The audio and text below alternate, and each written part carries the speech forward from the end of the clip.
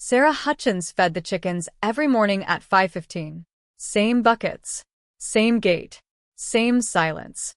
For 6 years, the only thing she flew was dust off a gravel road in an old Ford pickup with a cracked windshield and a farm dog riding shotgun.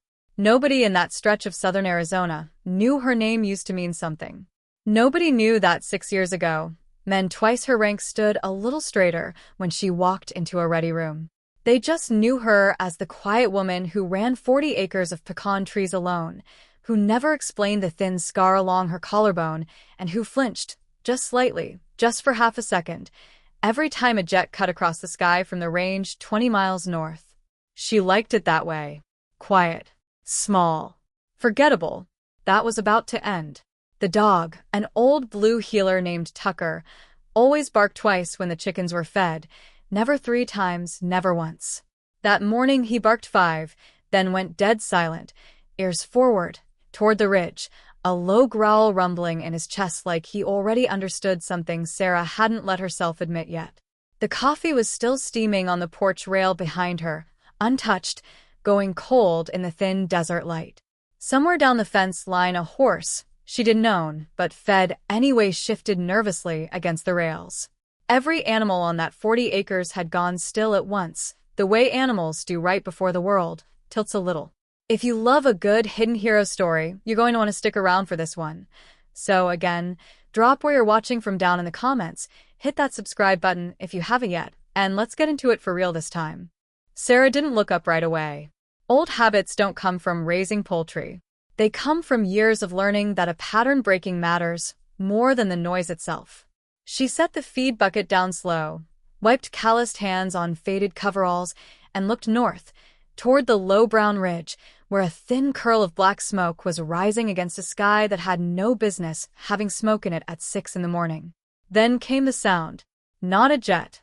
Something lower, heavier, wounded, a rotor beat stuttering, coughing, dragging itself through the air like it was fighting for every foot of altitude. She knew that sound. She'd heard it in 100 debriefs, watched it on 100 instrument panels that weren't her own. A Navy Seahawk, low and smoking, banked hard over the ridge line and disappeared behind it. 2 seconds later, the sky lit up with tracer fire, not friendly, not training rounds. Live. Sarah's hands went still. Somewhere behind her ribs, a switch she'd spent 6 years trying to keep off flipped back on without asking permission. She didn't decide to move. Her body simply moved for her, the way it used to in a cockpit going sideways at 400 knots. She grabbed the truck keys off the hook by the door, the old bolt-action rifle from behind the pantry door, and the handheld radio she'd told herself for 6 years she kept, just in case of coyotes. This was never about coyotes. The screen door banged shut behind her before she'd even registered crossing the kitchen. Outside, the sky over the ridge had gone from gray-black smoke to something angrier, thicker, and the stuttering rotor beat was joined a second later by a sound she recognized even faster, the sharp, flat crack of small arms fire, unmistakable once you'd heard enough of it to never forget it. The truck fishtailed onto the dirt road, gravel spraying behind the back tires as Tucker leapt into the bed without being asked. Sarah's knuckles were white on the wheel, but her breathing had already dropped into the same slow 4-count rhythm she used to run before a carrier launch. In 2, 3, 4. Out. 2, 3, 4. 6 years of pretending that rhythm belonged to someone else. The ranch had been her grandfather's, then her father's, and after the accident that took them both within 18 months of each other, it became the only place on earth that didn't ask her a single question about where she'd been or what she'd done. Out here, nobody cared that she used to sit in the front seat of a $40 million aircraft. Out here, she was just the woman who grew pecans and kept to herself. In the glove box, wrapped in an old bandana, was a folding knife with a set of tiny embroidered wings on the handle, a gift from a wingman who never made it home from their last deployment together. She didn't carry it out of sentiment. She carried it because leaving it behind felt like leaving him behind twice. The smoke thickened as she crested the low rise at the edge of her property line, and what she saw stopped her foot cold on the brake. A Navy MH-60S lay crumpled in a wash a quarter mile off. One rotor blade snapped clean, fuselage scorched black along the tail boom. Four figures were dragging a fifth toward a shallow irrigation ditch, while muzzle flashes stitched the brush line above them. For a single heartbeat, the desert around her seemed to hold its breath, heat shimmer rippling off the caliche, like the whole valley was waiting to see what she'd do next. 6 years of quiet fell away in that heartbeat, stripped off like a coat she hadn't realized she was still wearing. Sarah keyed the handheld radio, thumb steady even as her pulse wasn't. Unknown station, this is a civilian on the ground adjacent to your position. I have eyes on your crash site and hostile fire from the ridge to your northeast. Do you copy? Static, then a young, ragged voice cutting through it. Who is this? Get off this frequency, this is a restricted. Son, I don't have time to argue jurisdiction with you while you're bleeding out in a ditch. Her voice didn't rise. It never rose. That had always been the tell, the thing that used to make junior pilots nervous before a brief. How calm she got right when everything else was falling apart. How many injured, how many effective shooters, and what's your ammo count? Now. A pause. Then, 2 injured, 1 serious. Pilots got a leg wound, losing blood fast. 3 of us can still shoot. Maybe 40 rounds between us. Who is this? Someone who's done this before, Sarah said, already moving the truck behind a low berm and cutting the engine. I'm coming in from your 6, dry wash, blue pickup. Don't shoot me. She grabbed the rifle, checked the bolt, and started moving low and fast through the brush the way she'd been taught on a different continent a long time ago, the muscle memory of it disturbingly intact, like riding a bicycle nobody wanted her to ride again. Tucker stayed in the truck bed, silent, watching the ridge, ears flat, every muscle in his old body coiled like he understood this wasn't a morning for barking anymore. Sarah's boots found the same low, economical stride she'd trained into her body a decade ago, weight forward, silhouette kept small against the brush, eyes sweeping the terrain in a pattern that had nothing to do with farming and everything to do with staying alive long enough to matter. She dropped into the ditch beside the group in a controlled slide, rifle up, breathing level. 4 young sailors stared at her. Filthy coveralls, gray hair pulled back tight, a scar catching the morning light along her collarbone. The pilot was maybe 26, face pale, a tourniquet cinched high and tight on his thigh, sweat cutting through the dust on his forehead. He looked at her like she'd fallen out of the sky along with his helicopter. Ma'am, this is an active engagement, said the one holding the radio. A lean chief petty officer with sergeant's stripes of authority in his voice, but none of the calm to back it up yet. You need to get back to your truck and call this in from a safe distance. Already called it in, Sarah said, scanning the ridge through the rifle's iron sights, counting muzzle flashes. 3 positions. Maybe 4 shooters, maybe 5. Spacing suggested train movement, not panic fire. Cartel runners don't usually carry that kind of discipline unless they're moving something worth protecting. The chief blinked. How would you know that? Because I used to brief people on exactly this kind of thing for a living, she said, and left it there, because there wasn't time for the rest of the sentence, and because some sentences you don't hand to strangers in a ditch. A round cracked into the dirt 6 feet from them. The pilot flinched hard enough to reopen the tourniquet's edge, a fresh dark line spreading across the fabric before one of the younger sailors clamped a hand over it and pressed hard. The smell hit Sarah then, all at once. Scorched metal, spent powder, hot copper blood, a combination she hadn't breathed in 6 years, but that her body remembered like it had never left. We need air support, the chief said, mostly to himself, and we need it in the next 10 minutes or Lieutenant Reyes doesn't make it. Then let's get you air support, Sarah said, and reached for the radio in the chief's hand. He pulled it back half a step, more reflex than decision. Ma'am, with respect, this is a military frequency and a military problem. I appreciate you calling it in, but I need you and your dog back behind that berm where it's safe. Sarah didn't argue. She simply held out her hand again, palm up, patient, the way she used to wait out a nervous ensign who didn't yet understand that hesitation costs altitude. Chief, she said, reading the name tape without needing to ask. Petty Officer Webb, I understand exactly what this is. What I need you to understand is that in about 4 minutes, those men on the ridge are going to try to flank your position through that dry creek bed, because that's what I do, and unless somebody gets fast wing overhead with real coordinates, your lieutenant is going to bleed out before a rescue bird even gets airborne. Webb hesitated, jaw tight. You a vet or something? Something like that. Lieutenant Reyes, gray-lipped, managed a weak, disbelieving laugh. Chief, give the farm lady the radio. What's it gonna hurt? The words landed harder than he meant them to. Sarah's expression didn't change, but something behind her eyes went very still, very quiet. The particular stillness of someone who had been underestimated in exactly this tone of voice more times than she could count, in rooms with a great deal more rank in them than a dry Arizona wash. Webb, reluctantly, handed it over, his fingers lingering on the radio a half-second longer than necessary, some old instinct not quite ready to let go of the last thing that still felt like control. Behind him, the youngest sailor, barely out of boot camp by the look of him, watched the exchange with wide eyes, torn between the fear on Reyes's face and the strange, sudden calm radiating off a woman in feed-stained coveralls who had just walked into a firefight like it was Tuesday. Sarah keyed the mic and her voice changed, not louder, but different, clipped into a rhythm none of them recognized but all of them instinctively understood as competence.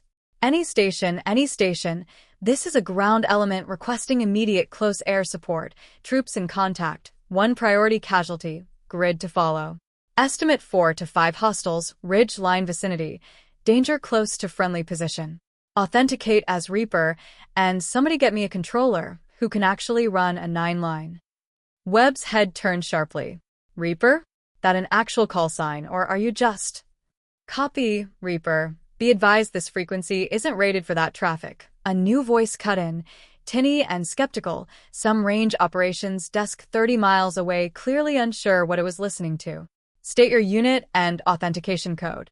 I don't have a current unit, Sarah said flatly, already reading terrain off memory and instinct, laying grid coordinates over the ridge in her head the way she used to lay them over a moving target from 20,000 feet. But I guarantee you have a system that'll recognize the name if you run it, and I guarantee you don't have 10 minutes to waste deciding whether to trust me. Silence on the line. Then the crackle of someone typing fast in a dim ops room somewhere, a supervisor leaning over a shoulder, a name being typed into a database that hadn't been touched in 6 years. Webb watched her face while she waited, and for the first time, something in his posture shifted from doubt toward attention. The wind picked up, carrying the smell of the burning helicopter across the wash in slow, acrid waves. Sarah kept her eyes on the ridge the whole time, tracking a faint shimmer of movement that told her the shooters up there were repositioning, patient, disciplined, exactly the kind of enemy that didn't panic just because a woman with a rifle had joined the fight. The range ops desk went quiet for 11 long seconds. Sarah counted every one of them, the way she used to count seconds to weapons release, out of a habit she never managed to unlearn. Then the voice came back, and it wasn't skeptical anymore.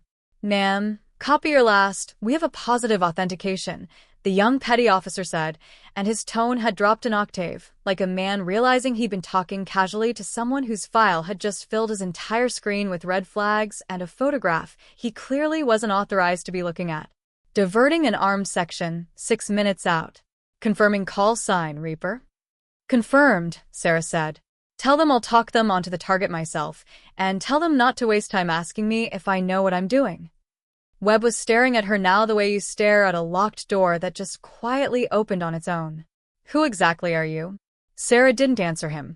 She was watching the ridge line, watching brush move where wind alone wouldn't move it, watching 3 shapes shift half a football field to the east exactly the way she'd predicted they would 4 minutes earlier. Flanking element, moving east through the wash like I told you, she said instead, voice level. Chief, get your lieutenant's tourniquet re-cinched. We're about to get loud. Reyes, pale and fading, managed to whisper. Told you, give her the radio. Nobody laughed this time. Reyes's breathing had gone shallow, each exhale a little more ragged than the last, and Sarah filed the sound away in the back of her mind the way she used to file fuel numbers, a countdown she couldn't stop but had to keep respecting. The chief's grip on his own rifle had changed somewhere in the last minute, Sarah noticed. Less white-knuckled, more purposeful, the shift of a man who had just decided, without quite admitting it to himself yet, that he was no longer the senior person in that ditch, and that the realization didn't scare him half as much as it should have. 6 minutes felt like 60. Sarah kept her breathing at the same steady 4 count, kept her eyes moving in the same disciplined arc she'd been trained to sweep a decade earlier. Near, far, never fixating, never letting a single point of light hold her attention too long. "You're not just some vet who did a tour," Webb said quietly, crouched beside her, rifle steady but his eyes doing the real work now, cataloging the way she moved. "Nobody talks like that unless they've actually done it. Actually flown." "Everybody's flown something," Sarah said. "That's not an answer. It's the only one you need right now." A round snapped overhead, closer than the last. The flanking shooters were adjusting, probing for an angle through a stand of mesquite. Sarah shifted her rifle 2 degrees, exhaled, and put a round into the brush 18 inches from where a shape had briefly shown itself. Not a kill shot, a message shot, the kind meant to buy seconds, not headlines. "Sections checking in," the range desk called over the radio. 2 F-35s, currently at 10,000 feet, requesting talk on. Sarah's throat tightened for exactly 1 heartbeat before she buried it. She keyed the mic. "Section Reaper, be advised, I need a low pass north to south along the ridge. Hostile elements moving through brush at your 1 o'clock relative to the wreck. Danger close 500 meters to friendlies. Confirm you have my grid." A young pilot's voice crackled back, careful, professional. "Copy Reaper, section inbound. We have your grid. Be advised, ma'am. That call sign's got quite a reputation up here. You want to walk us through the shot?" Webb glanced sideways at her, jaw tight, watching a woman he'd told to get back behind a berm 20 minutes ago now casually directing 2 frontline fighter jets like she'd never left the cockpit. Somewhere above the ridge, the distant whine of turbofans was already growing louder, a sound that made Reyes's eyes flicker open one more time despite the blood loss. "Copy that. I want a show of force pass first, low and loud, right down that ridge line," Sarah said, laying the plan out the way she used to lay it out in a briefing room with a laser pointer and 40 pairs of eyes on her. "That'll buy us a few seconds of confusion. Then I want eyes confirmed on the flanking element before anyone releases anything, because I am not having a friendly fire incident on my own back 40. "Copy, Reaper. Inbound for show of force, 30 seconds. Webb leaned in. "You're talking to fighter pilots, like you outrank them." "I'm talking to them like someone who's done exactly what they're about to do, more times than either of us wants to count," Sarah said. "There's a difference." The sound arrived before the aircraft did, a low, building roar that shook dust off the mesquite branches and made Reyes's eyes flutter open despite the blood loss, drawn upward on pure instinct the way pilots always are. 2 gray shapes screamed down the ridge line at 400 feet, wingtip to wingtip, close enough that the shockwave of their passage flattened brush for 100 yards in either direction. The gunfire from the ridge stopped instantly. "That's the sound of somebody reconsidering their life choices," Webb muttered, and for the first time all morning, there was something almost like a smile at the corner of his mouth. Sarah didn't smile. She was already keying the mic again, watching for the shapes that would inevitably start moving again once the shock wore off. The dust from the pass was still settling around them, fine and white, coating everyone's shoulders like early snow. Reyes coughed weakly, blinked up at the empty sky where the jets had already climbed back out of sight, and for just a moment looked less like a dying man and more like a kid who just watched something he'd remember for the rest of his life, however long that turned out to be. It took 90 seconds for the fear to fade and the discipline of whoever was running those shooters to reassert itself. Sarah watched 3 silhouettes break cover and sprint for a rocky outcrop 100 meters east. Better cover, better angle, closer to the flank Webb's team couldn't defend. "Section, Reaper. Be advised, hostiles relocating to a rock formation. My 1 o'clock relative to your last pass. Still danger close to friendlies," Sarah radioed, voice flat and precise. "Requesting a strafing run, west to east. Keep your line north of my position by at least 200 meters. Copy, Reaper, coming around for gun run. Confirm friendlies are marked. Friendlies are in the wash.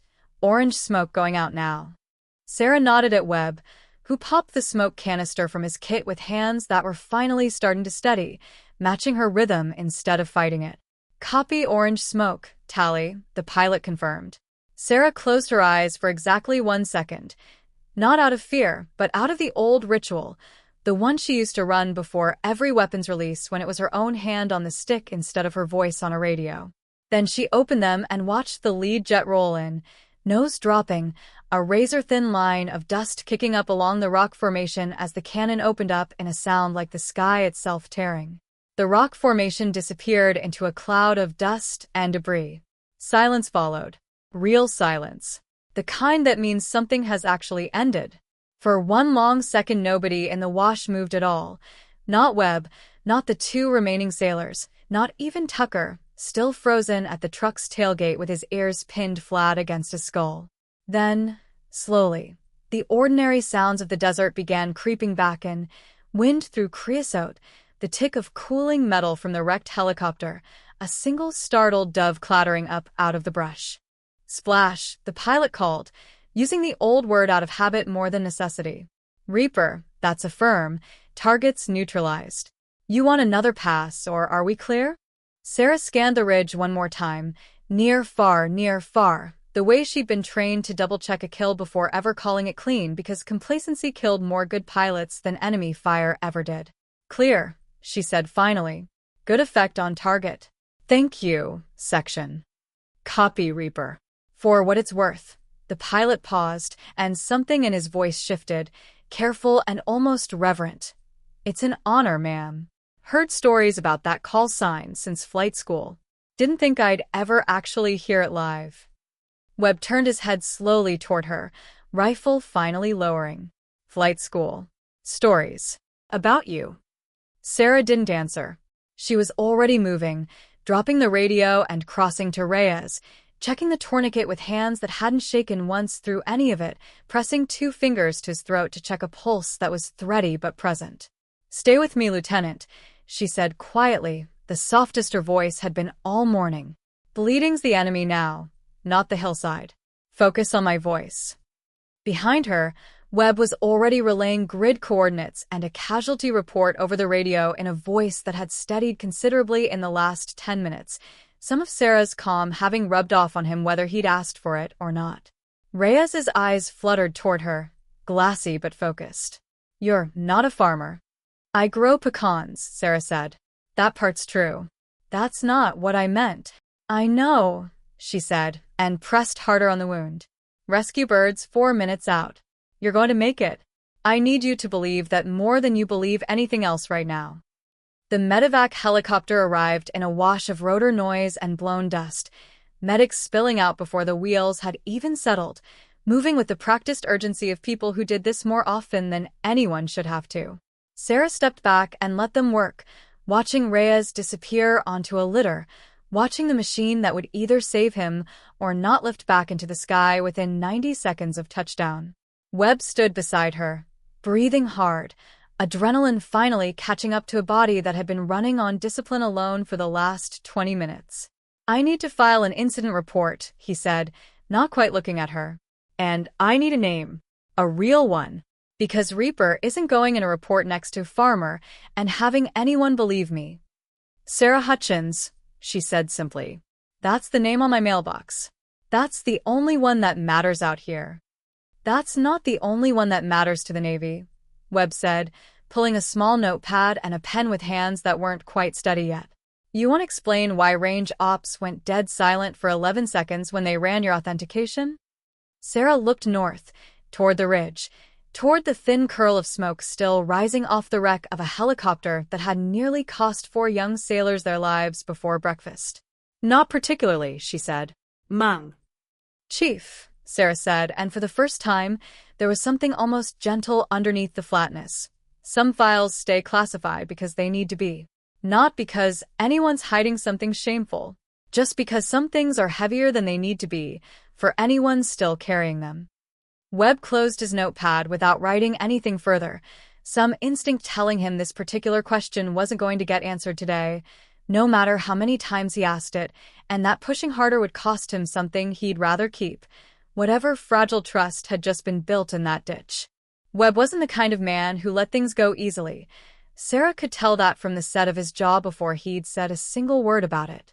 He crouched beside the smoking wreckage of the Seahawk while a recovery crew began arriving, and instead of writing his report from memory, he pulled a rugged laptop from a support truck and ran the one thing that was actually still bothering him.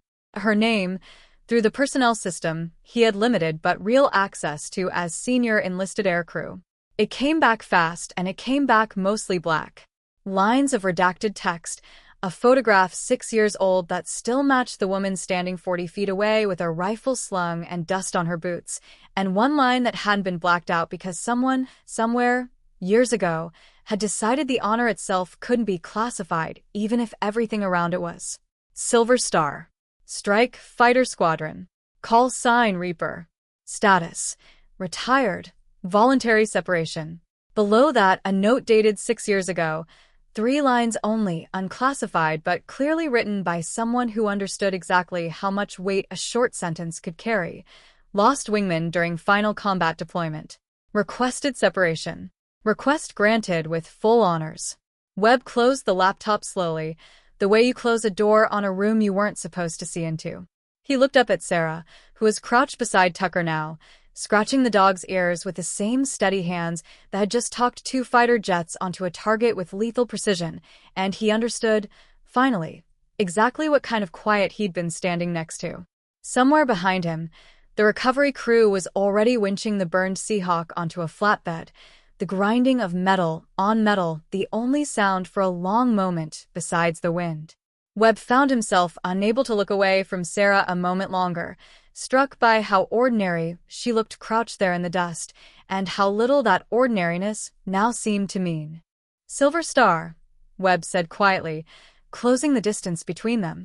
It wasn't a question. Sarah's hand stilled on Tucker's head for half a second before continuing. That was a long time ago. Doesn't look like it, from where I'm standing. Looked pretty current about 10 minutes ago.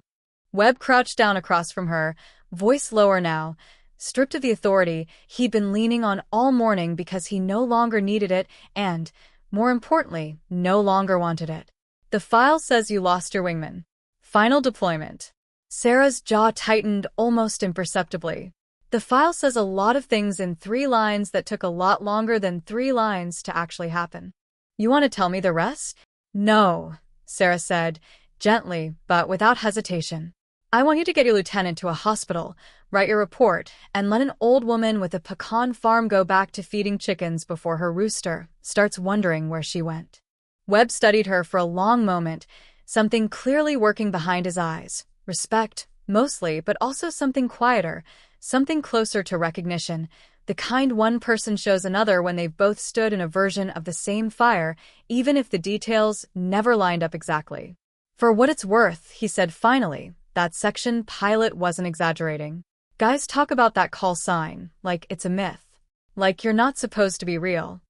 I'm real, Sarah said, standing, brushing dust off her knees. I'm also very late feeding the rest of my flock. Webb almost laughed at that, the absurdity of it landing somewhere between the horror of the morning and the plain, dusty truth of who she'd apparently decided to be for the last 6 years. He watched her walk toward the truck with the same unhurried gait she'd arrived with, like gunfights and chicken feed occupied the exact same, unremarkable corner of her day. She was 3 steps toward her truck when the second helicopter arrived, not a rescue bird this time, but a sleek, clean Navy transport helicopter that had clearly been diverted the moment someone with sufficient rank heard exactly whose authentication had just cleared through range ops that morning. A commander stepped out before the rotors had even finished spinning down, uniform crisp, expression somewhere between professional urgency and barely restrained disbelief, flanked by an aide carrying a tablet that was almost certainly displaying the same redacted file Webb had just closed. "Nam," the commander said, approaching with the careful pace of someone unsure whether he was walking toward a ghost or a legend, possibly both. "Commander Alan Reyes, Naval Air Station Operations." I understand you provided close air support coordination to one of my rescue crews this morning. Sarah stopped, hand still on the truck door. Your lieutenant's tourniquet was slipping and your controller couldn't get a coordinated strike solution fast enough. I helped. That's all that happened here. That's not all that happened here, the commander said, and something in his voice made it clear he already knew far more than he was letting on. You do understand that call sign hasn't been used on an active frequency in 6 years. You do understand what ran through this space the moment it came through. I understand a young man almost died today because a training area near my property turned into a shooting gallery, Sarah said evenly. Beyond that, Commander, I'm not particularly interested in what ran through your base. The commander's age shifted uncomfortably behind him, tablet still lit, clearly unsure whether to keep documenting a conversation that felt increasingly like it belonged nowhere near an official record. Off to the side, Webb watched with the particular stillness of a man witnessing two people who outranked everyone present quietly negotiate something far above his pay grade. The commander studied her for a long moment, the wind pulling dust across the dry wash between them, Tucker sitting quietly at her heel like he'd decided this conversation didn't concern him. Your file crossed my desk once a long time ago, before I had this command, he said finally, more carefully now. I remember the after-action summary from that deployment. I remember thinking whoever wrote it left out 90% of what actually happened, because official language always does. Sarah's expression didn't move, but something in her shoulders tightened, the particular stillness of someone hearing a door she'd shut a long time ago being knocked on gently instead of kicked. I lost someone that deployment, she said, quiet enough that only he and Webb, still standing a respectful few feet back, could hear it. Called the shot myself. Made the right decision with the information I had, and it was still the wrong decision for the one person who mattered most to me up there. You don't walk away from something like that and go looking for more of it. No, the commander agreed. You go find 40 acres of pecan trees and a good dog instead. Something like that. For what it's worth, he added, glancing toward the wreck, toward the blood-darkened dirt where a young lieutenant had nearly died an hour earlier. Lieutenant Reyes is stable. Surgeons think he keeps the leg. He wouldn't, without what you did out here this morning. Sarah nodded once, slow, the closest thing to relief she allowed herself in front of an audience. For just a moment, her eyes drifted toward the wreck one last time, toward the scorched tail boom and the blood-dark patch of sand where a boy not much older than the wingman she'd lost had nearly bled out an hour earlier. 6 years of careful distance cracked, just slightly, just long enough for the commander to notice before she straightened it back into place. There's something else, the commander said, and the aide behind him finally stepped forward, tablet angled so Sarah could see it if she chose to look. She didn't, not at first. The men who ambushed that crew weren't cartel runners moving product, he continued. Border Patrol found a second cache a mile east while your section was still overhead. Weapons, communications gear, enough to suggest they were staging something bigger than a smuggling run through a training range. You didn't just save 4 sailors this morning, Miss Hutchins. You likely disrupted something that would have cost a lot more than 4 lives down the line. Sarah finally looked at the tablet, at the grainy overhead imagery of a second position she hadn't even known was there, and felt the old, familiar weight settle back onto her shoulders, the weight of consequences that reached further than the immediate moment, the weight she'd spent 6 years trying to set down in a chicken coop and a pecan grove. I didn't do it for a commendation, she said. I know, the commander said. That's precisely why I'm not offering you one right now. I'm asking you something else instead. Webb, watching from the side, felt the shift in the air before the words even came, the particular gravity that settles over a conversation about to ask someone to pick up something they deliberately set down. Sarah exhaled slowly, the number of lives potentially saved settling over her like an extra layer of desert heat, heavier than anything she'd carried since the day she signed her separation papers and drove west without looking back once. There's a training command 2 hours from here that's been trying to recruit combat-experienced instructors for 18 months, the commander said carefully. No deployments. No cockpit time required if you don't want it. Just teaching young pilots not to make the same mistakes that cost people like your wingman their lives. Sarah didn't answer right away. She looked past the commander, past Webb, toward the ridge where smoke had finally stopped rising, toward the wreck of a helicopter that would be hauled away by end of day and mostly forgotten by everyone except the 4 people who'd nearly died beside it. "I built a life out here that doesn't ask me any questions," she said finally. "That was the whole point of it." "I understand," the commander said. "I'm not asking you to answer today. I'm asking you to think about it. There's a young lieutenant in a hospital bed right now who's going to want to shake the hand of the person who talked 2 jets onto a target danger close to his own position. Sooner or later, he's going to ask you the same question I just did, and he's going to ask it a lot less politely than I did, because gratitude tends to make people insistent." A faint, tired smile finally cracked across Sarah's face, the first one all morning. "He already called me the farm lady, with his dying breath, more or less. I think insistent might actually undersell him." Webb laughed despite himself, the sound cutting through the tension the way it needed to. "For what it's worth, ma'am, I don't think anybody around here is going to call you that again." "They can call me whatever they want," Sarah said, opening her truck door at last, Tucker already hopping up into the bed like the entire morning had simply been an unusually loud errand. "I've still got 40 acres and a rooster who doesn't care about call signs." The commander watched her drive off down the same dirt road she'd come racing up 2 hours earlier, dust trailing behind the old pickup in a long, slow plume, and said nothing further, though the look on his face suggested the conversation was far from finished in his own mind.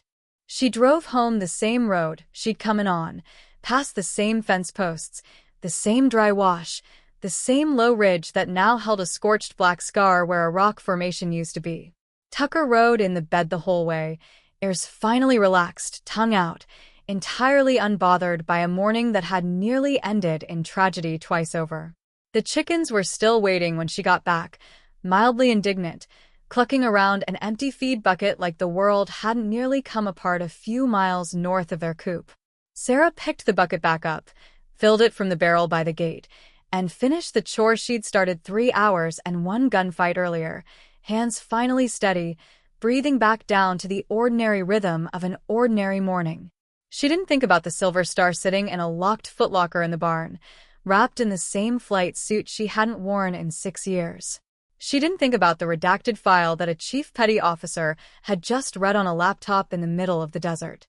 She thought about the fence line that needed mending on the east side of the property, about whether the pecan trees needed water before the heat set in, about whether Tucker deserved a second breakfast for behaving so well through gunfire. Small things. Ordinary things. The things she'd chosen, deliberately, 6 years ago, because the alternative had cost her something she still wasn't ready to talk about with strangers in a dry wash, however kind their eyes had been.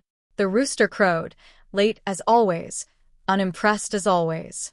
Sarah sat down heavily on the porch steps afterward, the adrenaline finally draining out of her all at once, hands trembling now that there was nothing left to steady them for. Tucker climbed up beside her, resting his head on her knee, and for a long while neither of them moved, watching the sun climb higher over a ridge that looked, from this distance, like nothing at all had happened there that morning. 3 days later, a government sedan came up the gravel road, kicking dust for a quarter-mile before it ever reached her porch. Sarah watched it approach from the barn, wiping engine grease off her hands with a rag, already knowing without needing to be told exactly who was inside. Commander Reyes stepped out first, followed by a much younger man on crutches, leg heavily bandaged, face pale but alert, wearing the kind of careful, determined expression of someone who had insisted on making this trip against several people's better medical judgment. "Lieutenant Reyes," Sarah said, walking over slowly. "You're supposed to be resting." "Yes, ma'am," he said, balancing awkwardly on the crutches. "I was told that." Repeatedly. "I came anyway." He extended a hand, and when she took it, his grip was firmer than his condition suggested it should be. "I wanted to thank the farm lady in person." There was no mockery in it this time. Just gratitude, plain and unguarded, the kind that comes from someone who understood exactly how close the whole morning had come to ending differently. "You're welcome," Sarah said simply. "Glad you're keeping the leg." "Chief Webb told me everything," Reyes continued. "The call sign, the section, all of it. I looked it up myself, what I could find of it anyway. Most of it's still black on the page. He paused, glanced down at the crutches, then back up. I just wanted to say, whatever happened out there that cost you what it cost you, I hope you know it clearly made you exactly the kind of person who shows up when it matters most. That's not nothing. Sarah studied him for a moment. The careful way he balanced on the crutches, the stubborn set of his jaw that reminded her, uncomfortably, of pilots she'd once briefed a lifetime ago in a different ready room, on a different coast, in a life that felt increasingly like it belonged to someone else entirely. Sarah didn't answer right away. She looked past him, toward the pecan trees swaying faintly in the afternoon heat, toward Tucker sunning himself on the porch steps like the entire ordeal had already faded from his memory completely. It costs more than you know, she said finally, quiet but steady. But you're right that it made me who I am now. I've just spent 6 years trying to decide whether that's a good thing or not. For what it's worth, Reyes said, from where I was lying in that ditch, it was about the best thing that ever happened to me. A faint, genuine smile crossed her face at that, small, but real. Commander Reyes cleared his throat gently, stepping forward with a tablet from before, though his posture was different now, less official, more like a man extending an invitation rather than delivering an order. The offer still stands. No pressure, no deadline. Just an open door. Whenever you're ready to walk through it, if you're ever ready. Sarah looked at the tablet, at the folder icon on the screen that she knew without opening it would contain a training slot, a start date, a rank restoration she hadn't asked for and wasn't sure she wanted. I'll think about it, she said. That's the honest answer. Not yes. Not no. Just, I'll think about it. That's more than we hoped for when we drove up here, the commander said, and meant it. Reyes shifted awkwardly on his crutches, glancing toward the pecan trees, toward Tucker dozing in a patch of shade, toward the whole quiet, unremarkable life Sarah had built for herself out of dust and distance. For what it's worth, he added, I hope you pick whatever actually makes you happy. Not whatever makes the Navy happy. You've earned that much, at least. Sarah looked at him for a long moment, something in her expression softening almost imperceptibly. That might be the wisest thing anyone said to me all week, Lieutenant. Webb showed up separately, later that same week, driving his own truck instead of a government vehicle, arriving without warning the way farm neighbors sometimes do. He found her in the barn, cleaning the same bolt-action rifle she'd carried into the wash 6 days earlier, laid out on a workbench beside a folded, faded flight suit she clearly hadn't put back in the footlocker yet. Figured I'd stop by, he said, leaning against the barn door frame, since I never actually got to properly thank you. Things got a little busy after the whole gunfight thing. They tend to, Sarah said, not looking up from the rifle. I also wanted to apologize, Webb continued, more carefully now, for how I talked to you out there at first, telling you to get back behind the berm, treating you like a farmer who wandered into the wrong day, Sarah finished for him, finally looking up. You didn't know. I didn't exactly walk in wearing my old flight suit and dog tags. You made a reasonable call with the information you had. That's all any of us ever do. Webb studied her for a moment, something settling into quiet respect rather than lingering awkwardness. Reyes wants to name his kid after you if it's a girl. Wife's not thrilled about naming a baby Reaper, for obvious reasons, but he's insistent.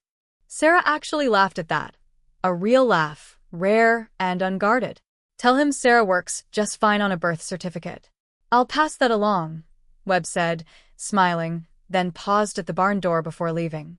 For what it's worth, ma'am, whatever you decide about that training offer, you already did more good in 20 minutes than most people manage in a career. Wouldn't blame you either way. He climbed back into his truck, gave her a small, genuine wave through the open window, and pulled away down the gravel road the same unhurried way he'd arrived, leaving Sarah alone in the barn with the smell of gun oil and old leather and a flight suit she still hadn't decided what to do with.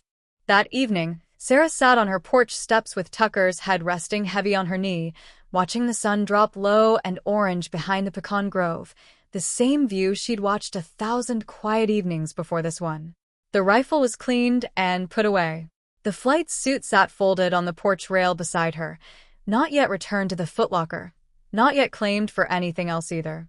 She thought about the 11 seconds of silence on that radio frequency, about a young pilot's voice going careful and reverent the moment her call sign cleared authentication, about a commander driving 2 hours out of his way on the strength of an old file he still half believed.